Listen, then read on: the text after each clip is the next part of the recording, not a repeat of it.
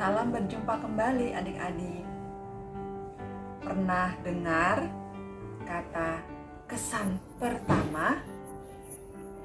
Kesan pertama adalah apa yang kamu pikirkan atau kamu rasakan ketika pertama kali melihat sesuatu atau seseorang.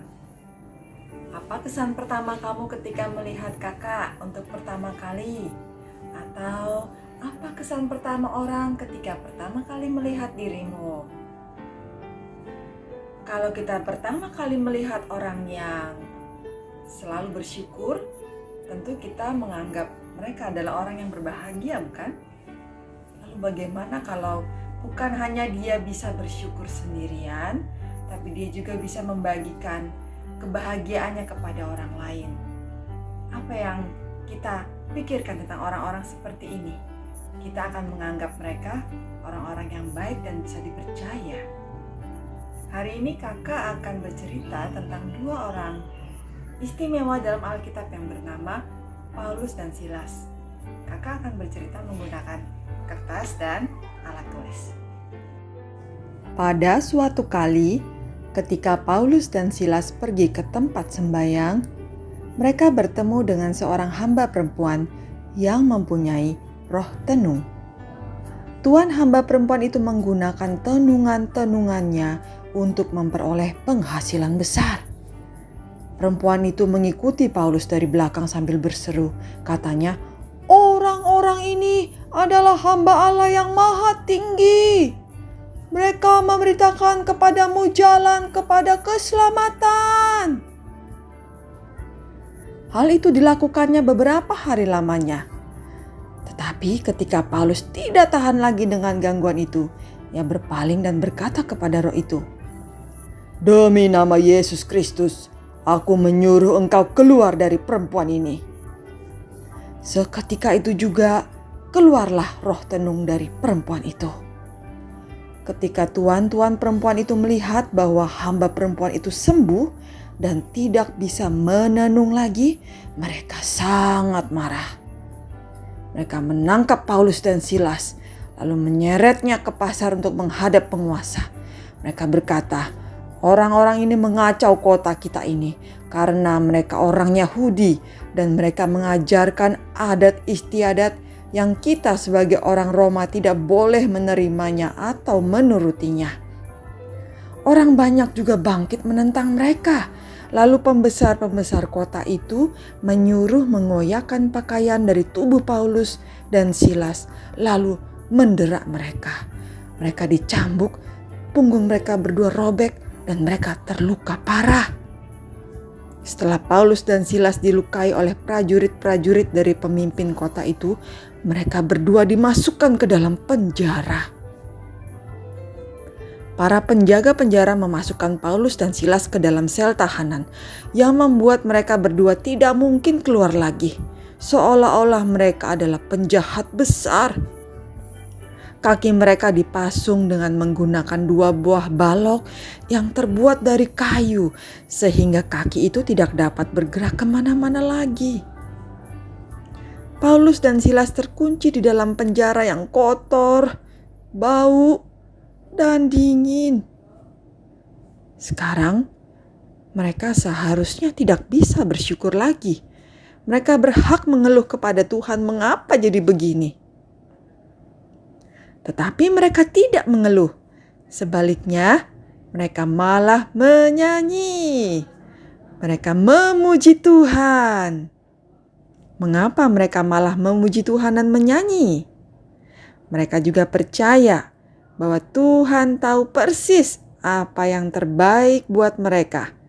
Tidak ada kejadian yang kebetulan. Pada malam itu, di tengah-tengah malam, tanah mulai bergetar dan penjara itu bergoyang-goyang. Tuhan mengirimkan gempa bumi. Pintu-pintu penjara pun terbuka karena guncangan yang dahsyat itu.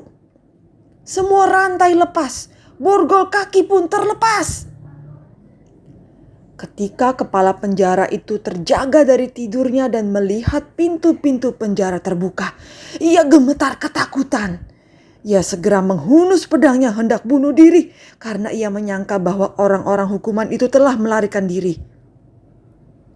Tetapi Paulus berseru dengan suara nyaring, katanya, "Jangan celakakan dirimu, sebab kami semuanya masih ada di sini." Kepala penjara itu menyuruh membawa suluh. Lalu berlari masuk dan dengan gemetar tersungkurlah ia di depan Paulus dan Silas. Ia mengantar mereka keluar sambil berkata, "Tuhan, Tuhan, apa yang harus aku perbuat supaya aku selamat?" Jawab Paulus dan Silas, "Percayalah kepada Tuhan Yesus Kristus dan engkau akan selamat, engkau dan seisi rumahmu."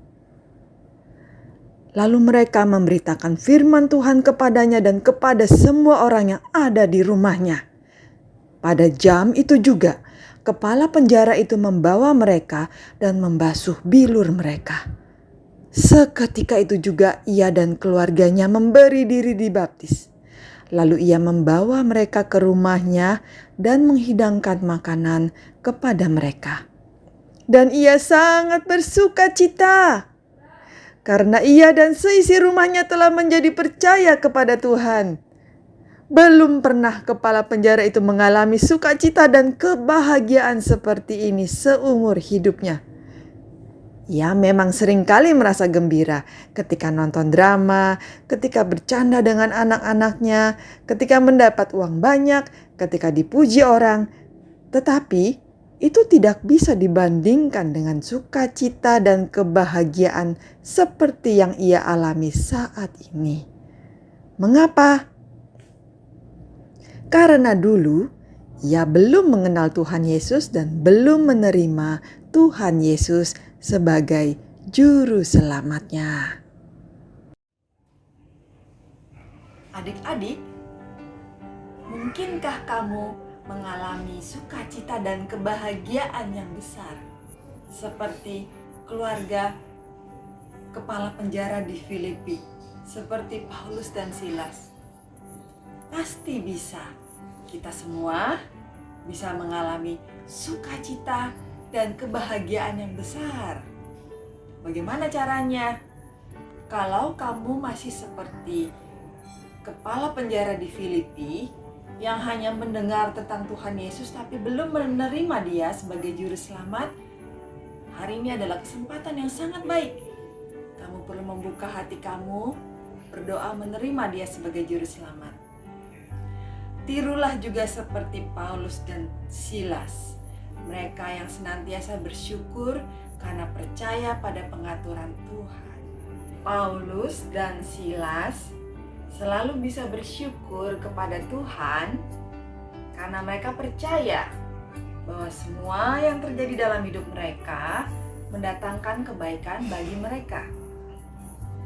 Adik-adik, kita bisa seperti Paulus dan Silas, belajar bersyukur. Ketika masalah datang, kalau kita mulai bilang, "Aduh, aku sial, aku tidak suka," lalu kita mulai marah kepada Tuhan, maka kita tidak bisa merasakan sukacita dan kebahagiaan surgawi yang mau Tuhan berikan kepada kita. Karena itu adik-adik, kita membuka hati kita kepada Tuhan dan berlatih bersyukur. Karena Tuhan telah mengatur semuanya untuk mendatangkan kebaikan bagi kita.